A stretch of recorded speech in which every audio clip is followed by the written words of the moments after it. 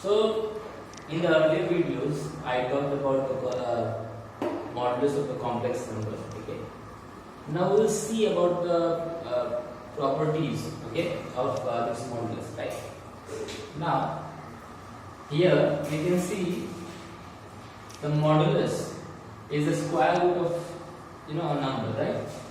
So it can never be negative number, right?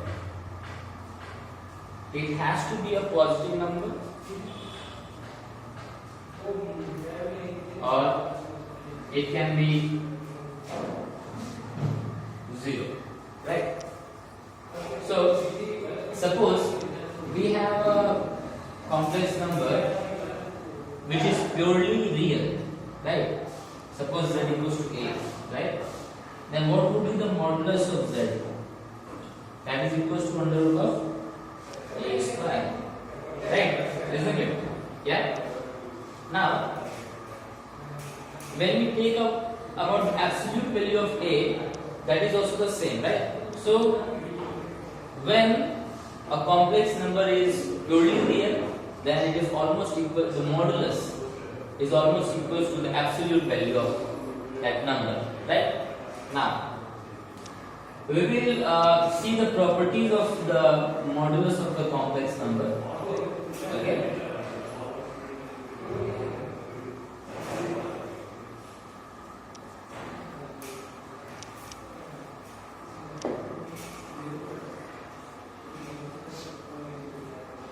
So, the first property that I would like to tell is z, okay, into z bar equals to modulus of z square.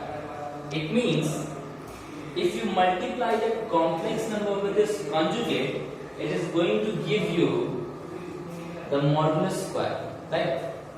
So you can solve it. You can take one arbitrary complex number. You can have its conjugate. You can multiply, and you will find out that it turns out to be like this, right? Now, the second property that I would like to say is z modulus equals to z bar modulus.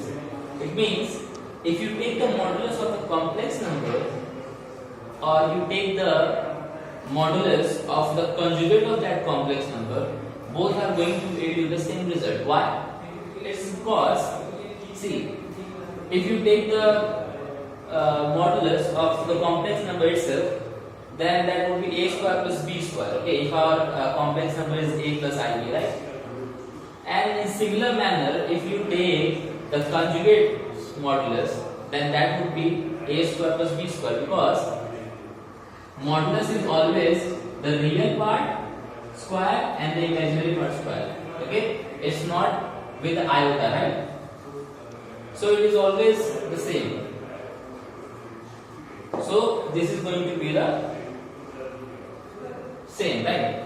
Now, the third property that I would like to tell here is this. If you take the modulus of the negative complex number, then it is going to give you the modulus of the complex number itself, right? Now, if you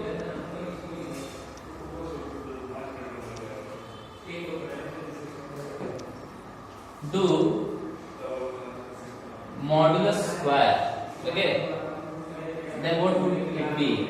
It would be a square plus b square, right?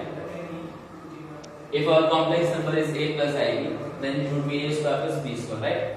Now, this a is the real part, this b is imaginary part, okay?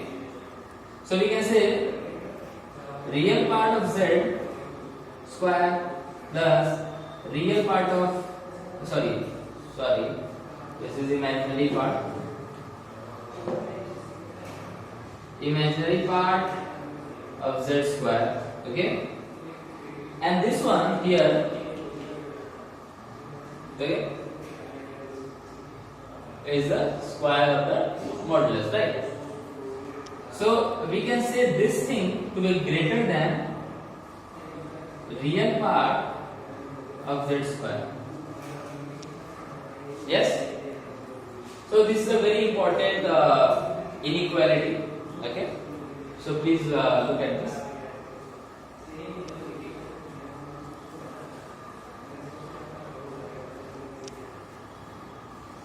And one important thing that I would like to add in this video lecture is if you divide two complex numbers, okay, then how can you get a simplified result using the modulus, right?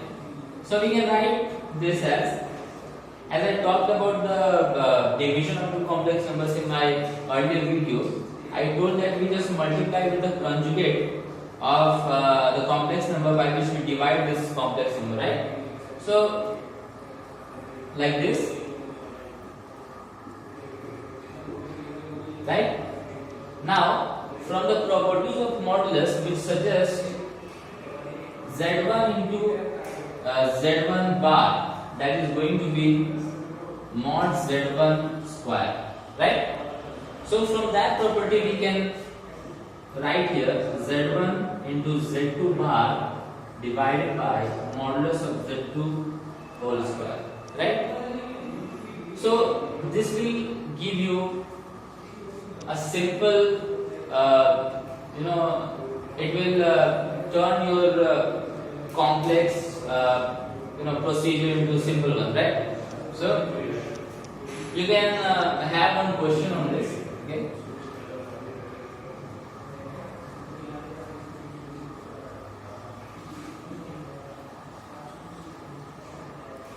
What I would like to, for suppose z1 equals to 2 plus 4i and z2 equals to 2 plus 3i. Okay. Going by the same method that I told, you take out these. Okay. That would be your own task. Okay. So this is it in this modulus of complex numbers. Okay. I will add new videos in the complex number. Okay. So till then, please like this video, share this video, comment on this video, and please subscribe to my channel. Thank you.